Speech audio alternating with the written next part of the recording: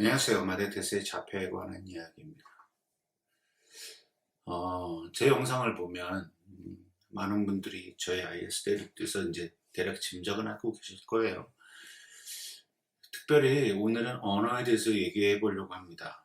사실은 지난번에 그 자폐 치료사들에게 하고 싶은 얘기를 하면서 제가 그동안 갖고 있었던 불만들을 좀 나눴는데요. 그 스피치, 그러니까 말을 하고 소통을 하고 대화를 해야 이 사회를 살아가는데 조금의 윤활유 혹은 윤택하게 혹은 자연스럽게 자유스럽게 살아갈 수 있다는 것을 사실 잘 압니다.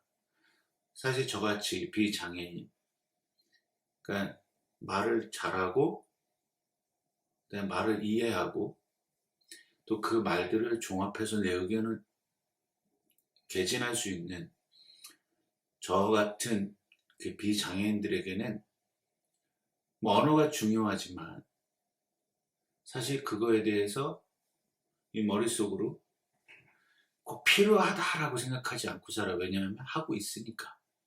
근데 만약에 불편하다면 분명히 이유가 있을 텐데 그 불편한 이유를 잘 알지 못하니까 저는 저희 아이를 보면서 가끔 그런 생각을 합니다. 이 아이는 굉장히 불편하겠다. 진짜 불편할까? 불편하니까 못하니까 표현을 하지 않는 걸까? 등등등에 대해서 고민이 되게 많고 그 언어에 관련돼서는 많이 찾아봅니다. 그러니까 저도 이렇게 와이드하게 보지 못하고 내로우하게 터널 비전으로 저희 아이 것만 이렇게 쭉 봤던 것 같아요. 그래서 제가 갖고 있는 어떤 경험치나 혹은 이 한계들이 너무 제한적이지 않았나 싶어요. 이 이야기를 왜 말씀드리냐면 언어에 대해서 찾아보니까 언어에 관련된 장애들이 되게 많더라고요. 그러니까 말을 못하는 사람, 그러니까 청각 장애가 있어서 말을 못하는 사람, 뭐 의사 표현은 해요. 거의 입으로만.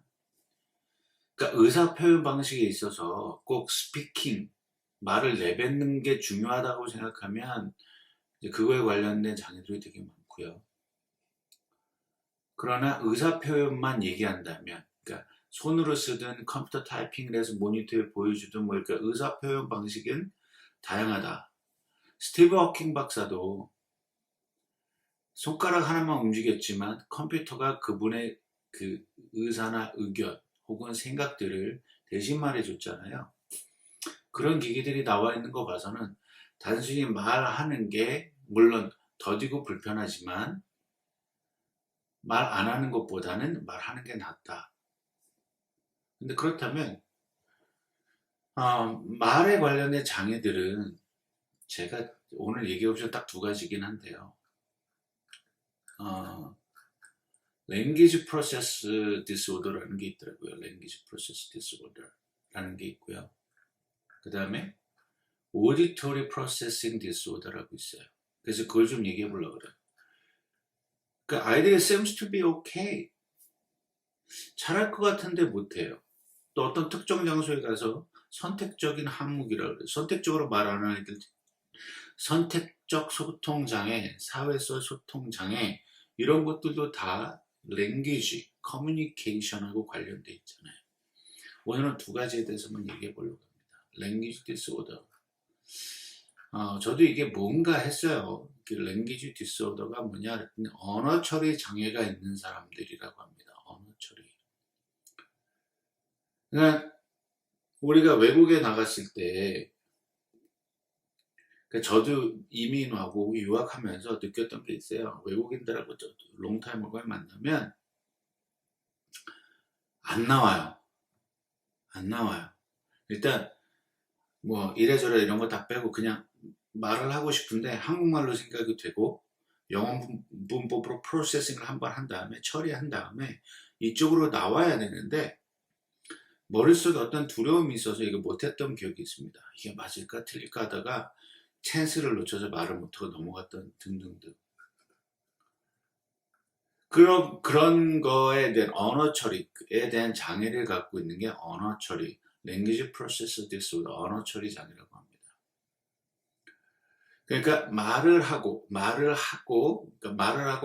듣고 하는 데 있어서 인식하고 언더스탠딩 하는 데 어려움이 있는 것은 언어 처리 장애. 그러니까 우리가 외국 영화 처음 영화 배울 때 외국 영화를 보면 막 들어와요. 순식간에 1분에서 뭐 몇십 초 사이에 수많은 단어와 커뮤니케이션 컨텐츠도 왔다 갔다 하는데 못 알아듣고요. 결국에 나 이거 하나 알아들었어. 이거 하나 알아들었어. 근데 그거 하나만, 그 단어 하나만 알아들었다 그래서 그 모든 컨버세이션 이해할 수 있는 건 아니잖아요. 그냥 하나만 알아들은 거지. 그래서 이런 어려움이 있는 사람들. 그렇기 때문에 이거는 언어로 표현하는 거에 대해 문제가 생길 수도 있어요. 그거를 또 언어 처리 장애에 포함시키기도 합니다. 언어 처리 장애를 가진 사람은 다른 사람의 내용을 이해하는 데 어려움을 있을 수 있어요. 그래서 그것이 자신이 말하고자 하는 표현 언어, 그러니까 자기가 내뱉고자 자기 의사결정이나 자기 feeling, 감정들을 얘기할 때 또한 어려움을 겪을 수 있다고 합니다. 이게 언어 처리 장애라고 해요. 이 언어 처리 장애를 가진 사람들은 청각, 지성, 언어의 특정 측면에서 어려움이 없으나 그들의 결핍점, 그러니까 귀에도 이상이 없고요, 이 지적인 면에도 이상이 없고요, 말하는 거에도 이상이 없는데 다만 그걸 들은 거를 말하고 프로세스가 내뱉는, 그러니까 아까도 말씀드렸던 우리가 외국어를 처음 배울 때 듣고 여기서 프로세싱 하는데 어려움이 있는 거예요. 그러니까 즉 브레인이 언어와 관련해서 해석하고 언더스탠딩하고 생산하는 과정이 어렵다. 이거를 언어 처리 장애, 랭귀지 프로세스 디스오더라고 얘기합니다. 만약에 우리 자폐 아이들이, 그러니까 저희 아이는 사실 해당은 안 돼요. 워낙 그 지적 장애도 있고 그 인지 장애도 있고 다 있어서 이건 안 되는데, 만약에 여러분의 장애가 그 단어 어휘력의 습득에 한계가 느껴지거나 어려워한다면, 혹은 자신의 감정이나 아이디어를 표현하는데 아이가 좌절감을 느낀다면, 그 다음에 얘기할 때 하면서 이렇게 이제 얘기를 하기 어려울 때, 그래서 말의 구성이나 어떤 센텐스, 문법의 과정, 문장을 만드는 데 어려움이 있다면, 또한 어떤 물체를 그릴 수 있거나 가르칠 수는 있지만 그것에 대해 이름을 지칭하는 데 어려움이 있다면 이것들이 언어 처리 장애의 증상이라고 본다고 합니다. 그러니까 언어 처리 장애가 있을 수도 있어요. 그러니까 제가 있을 수도 있다라는 거는 무슨 얘기냐면, 자폐는 스펙트럼이잖아요. 워낙 넓고 워낙 많은 것들이 다양하게 존재하기 때문에 어떤 아이는 없는데 어떤 아이는 있고 어떤 아이는 이게 되는데 어떤 아이는 이게 안 되는, 이런 다양한 상황들 속에서 우리 아이들이 혹시 저희 아이 같지 않지만 이 영상을 보신 분 중에 그때 우리 아이가 이런 것 같아 라고 의심이 되거나 생각이 되는 분에 도움이 되고자 오늘 알려드리는 겁니다. 다음 두 번째로는 청각 처리 장애, Auditory Processing Disorder입니다.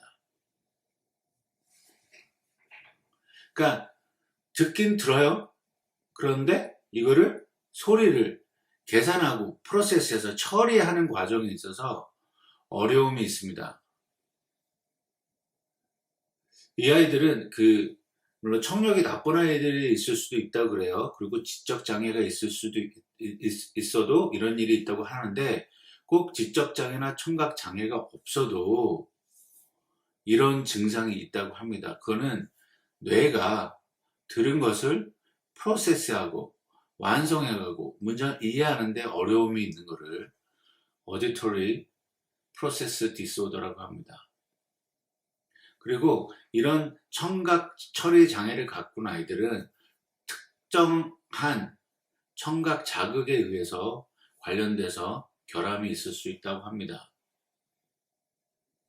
특별히 많은 교실, 그 다음 콘서트장, 이런 어려운 데서 이런 복잡하고 시끄럽고 사람이 많은 곳에서 들리는 소리에 어떤 특정한 그 사운드, 소리나 말을 구분해낼 수 없는 경우도 있다고 합니다. 그래서 청각 처리 장애라고 하는데요. 제가 이렇게 좀 아이디어를 드렸으면 이 영상을 보시고 좀 더 깊게 찾아보시고 의사들하고 물어보시고 좋은 찾아가셨으면 좋겠습니다.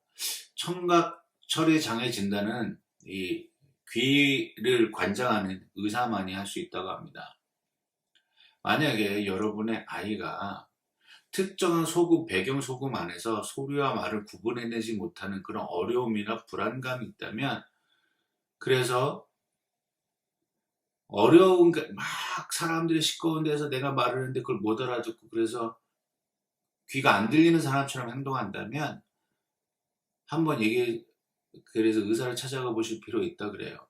그러니까 조용한 차 안에서는 커뮤니케이션이 잘 되는데 어떠한 특정한 그 쇼핑몰이라든지 그 야구장이라든지 콘서트장이라든지 어떤 놀이시설 같은 데 가면 노이즈가 되게 많잖아요. 그래서 거기서 커뮤니케이션 잘 할 때 희한하게 차에선 잘 되는데 그래서 그런 데만 가면 그 대화가 잘 안 되는 친구들한테 이런 청각 처리 장애가 있을 수도 있다. 그러니까 우리 아이가 그런 거라면 꼭 의사와 상의해서 한번 체크해 볼 필요가 있다. 그러니까 자폐는 기본적으로 어티즘도 있고요. 저희가 갖고 있는 건 말씀드릴게요. 인지장애도 있고요. 지적장애도 있고요. 그 다음에 스피치 딜레이, 혹은 스피치 어프록시아라고 하는 이런 장애도 있고요. 근데 top of that, 어떤 아이들은 간질도 있고요. 또 이런 것이 하나 빠지고 두 개가 포함되고 뭐 이렇게 막 섞여가는 경우가 되게 많아요. 그러니까 우리 아이들에게는 어떤 많은 것들이 우리 아이의 말을 딜레이시키는 요소가 될 수 있습니다. 그러니까 이 영상을 보시는 부모님들은 오늘 혹시 아이를 잘 관찰하셔서 이런 것들이 있는지 없는지 한번 확인해 보시고 아이가 언어 발달에 혹은 사람들과 대화하는데 조금 더 도움을 받을 수 있도록 여러분들이 도와주셨으면 좋겠습니다. 오늘도 영상 봐주셔서 감사하고요. 다음에서 뵙겠습니다.